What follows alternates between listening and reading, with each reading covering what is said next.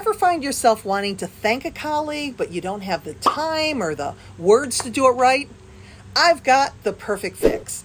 Today's gratitude challenge is to cue up the thank you jar. It's an ordinary jar with an extraordinary purpose. Here's how it works. Write down an anonymous note thanking someone for being awesome. Maybe they rescued for you from the clutches of the dreaded paper jam, or perhaps they make the best coffee this side of the Milky Way.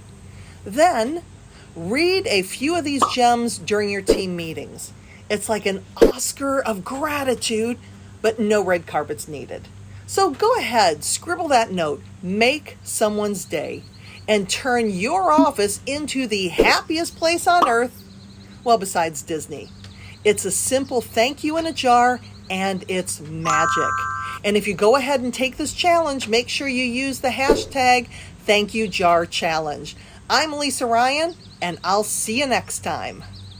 Hey, subscribe to my channel and check out the description below for some awesome extras you don't want to miss. Catch you in the next video.